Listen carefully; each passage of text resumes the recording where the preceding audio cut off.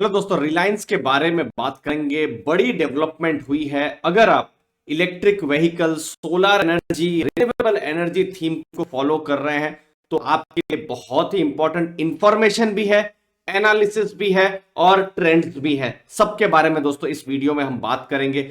Sodium ion को भी इस वीडियो में मैं शामिल कर रहा हूं। यहां क्या हो रहा है उसको भी हम समझेंगे। और जो लीडिंग जो बैटरी मैन्युफैक्चरर्स है ऑलरेडी, जैसे हमारा राजा हुआ या फिर एक्साइड हुआ, यहां पर क्या फ्यूचर में इंपैक्ट पड़ सकता है उसके बारे में भी समझेंगे। लेकिन सबसे पहले रिलायंस को हम यहां पर समझते हैं। देखिए, आपको पता ही है रिलायंस एक बड़ा इन्वेस्टमेंट करने जा रही है अगले कुछ सालों में, लगभग 75,000 करोड़ का रिन्यूएबल एनर्जी थीम पर। जामनगर में एक गीगा कॉम्प्लेक्स, इनफैक्ट 4 वो फैक्ट्रियां बनाने वाली हैं।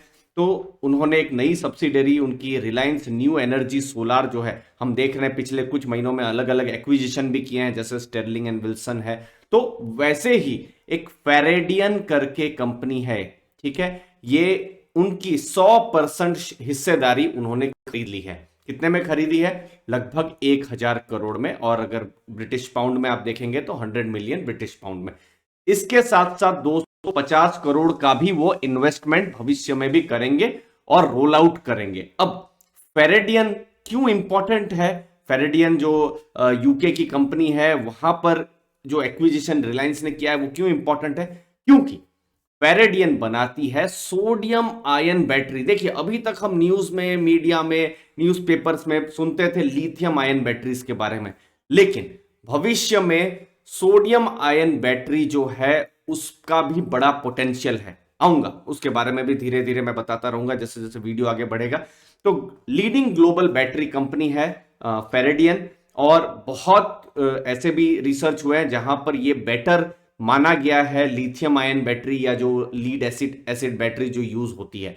तो ये सब कुछ चीजें हैं। इस टेक्नोलॉजी को, जो गीगा फैक्ट्री यूज बन रही है जामनगर गुजरात में, तो वहां पर भी उस टेक्नोलॉजी को यूज किया जा सकता है। अब सोडियम आयन क्यों इंपॉर्टेंट हो जाता है अभी? अब मैं रिन्यूएबल्स की थीम पर थोड़ा टेक्निकल्स में जाऊंगा, लेकिन बहुत आसानी से समझाऊंगा दोस्तों। देखिए, सोडियम सिक्स्थ मोस्ट एबंडेंट है। बहुत बार जब लिथियम की बात होती है, कॉपर की बात होती है, कोबाल्ट की बात होती है, तो एक प्रश्न आ जाता है, क्योंकि ये एबंडेंट नहीं, मतलब लिमिटेड मात्रा में है दुनिया में, लेकिन सोडियम बहुत ज्यादा अवेलेबल है। तो ये एक फायदा हो जाता है कि इसका जो रॉ मटेरियल है, जो सोडियम या सोडियम सॉल्ट्स जो है, वो बहुत आसानी से मिल सकते हैं। उसके साथ साथ पेटेंटेड टेक्नोलॉजी है जो जीरो वोल्ट सेफ ट्रांसपोर्ट और स्टोरेज के लिए, क्योंकि एनर्जी जब सोलर एनर्जी से बनेगी, सबसे बड़ा चैलेंज रहता है एनर्जी को स्टोर कहां करना है, तो वहां पर ये हेल्प कर सकता है। कॉस्ट जो है, खर्चा जो है, लीड एसिड बैटरीज जो यूज हो रही है वहां पर उसके साथ कंपेयर में उसके कंपैरिजन में है, और ये धीरे धीरे कम भी हो सकता है। उम्मीद है दोस्तों आपको वैल्यू मिल रही होगी। वीडियो को जरूर लाइक कर दीजिएगा, चैनल को दोस्तों जरूर सब्सक्राइब कर दीजिएगा। अब लिथियम आयन का जो ऑलरेडी काम हो रहा है, वहां पर भी ये सोडियम आयन बैटरी उसी प्लेटफॉर्म में काम कर सकती है। तो ये स्केलेबल भी है। ऐसा नहीं है कि इसके लिए अलग से आपको इंफ्रास्ट्रक्चर बनाना पड़े, उसमें इन्वेस्ट करना पड़े, उसी इंफ्रास्ट्रक्चर में काम हो सकता है। और जो बड़ा जो एक थीम है इलेक्ट्रिक व्हीकल की, और वहां पर एक चैलेंज बताया जा रहा है कि चार्जिंग, तो यहां पर फास्ट चार्जिंग जो है लिथियम आयन बैटरीज में भी हो सकता है, ऐसा रिलायंस कंपनी का कहना है। तो ये एक इंपॉर्टेंट चीजें हैं। तो सोडियम आयन जो बैटरी है, इसका कहां फ्यूचर में यूज हो सकता है? जैसे इलेक्ट्रिक व्हीकल की चार्जिंग में, फास्ट चार्जिंग में ऐसा कहा जा रहा है कि ये लिथियम आयन से बेटर कर सकता है। और चार्जिंग को लेकर एक बहुत बड़े क्वेश्चन मार्क्स भी आ रहे हैं, तो बहुत हद तक ये सॉल्यूशन आ सकता है। दूसरा है एनर्जी स्टोरेज। हमको पता ही है दोस्तों, इंडिया में अगर आप देखेंगे जो पीक पावर जो होता है, डिमांड शाम को 6 बजे 7 बजे होता है, और उस समय में सूरज रहता नहीं है। तो सोलर एनर्जी सबको पता है जरूरी है, लेकिन भविष्य में सोलर एनर्जी के लिए इंपॉर्टेंट है कि वो रात को भी चले, और रात को स्टोरेज की आवश्यकता बहुत है। तो अगर जो बैटरीज जो रहेगी, अगर एनर्जी स्टोर कर सकती है, तो रात भर आपका जो सोलर एनर्जी है आपको हेल्प कर सकती है। तो एनर्जी स्टोरेज में ये जो बैटरीज है सोडियम आयन की, वो हेल्प कर सकती है। साथ साथ जो रिमोट लोकेशंस हैं, वहां पर बैकअप पावर और एनर्जी का भी ये यूज कर सकता है।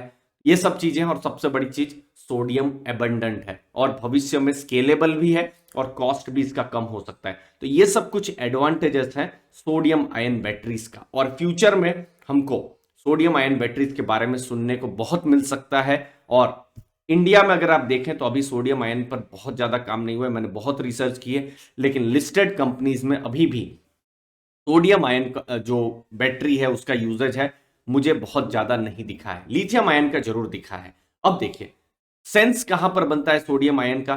देखिए चाइनीज कंपनी है जो लिथियम आयन बैटरी बनाती है, 30% CATL करके कंपनी है लिथियम आयन, अब वो खुद सोडियम आयन बैटरीज की तरफ जा रही है, जहां पर अभी रिलायंस ने अभी फेरेडियन को का जो सेल किया है, उन्होंने अपना स्टेक लिया है।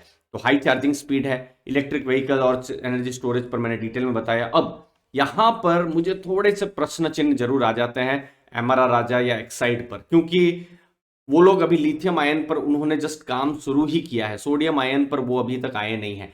और जो ट्रेडिशनल जो बैटरीज जो वो यूज कर रहे हैं अभी, वो कितने हद तक अगले 5-10 साल में रहेगा, उसका ग्रोथ कैसा होगा, उस पर क्वेश्चन मार्क है।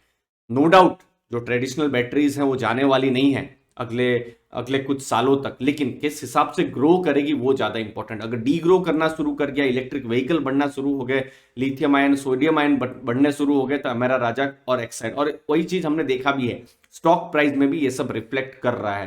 तो फिलहाल दोनों कंपनियां, इनफैक्ट जैसे एक्साइड है प्रांतिज करके गुजरात में जगह है, वहां पर एक फैक्ट्री उन्होंने बनाई है जहां पर वो काम कर रहे हैं जो लिथियम आयन बैटरीज पर। एमरा राजा भी बहुत एक्सप्लोर कर रहा है, बट फिलहाल उनका जो मेन बिजनेस है आ रहा है लीड एसिड बैटरीज या फिर जो भी बैटरीज है उसके ऊपर में। तो ये एक चीज है जो बिल्कुल इवॉल्विंग है, चीज आती रहेगी, आपको मैं बताता रहूंगा। नेसेंट स्टेज में है, अभी भी कोई विनर नहीं है। रिलायंस को भी मैं विनर नहीं कहूंगा, क्योंकि अगले 4-5 साल के बाद मुझे लगता है दुनिया बहुत चेंज होने वाली है। जो हमारे घर में इलेक्ट्रिसिटी आती है अलग तरीके से आएगी, हमारी जो गाड़ियां या टू व्हीलर चल रहे हैं अलग तरीके से चलेंगे।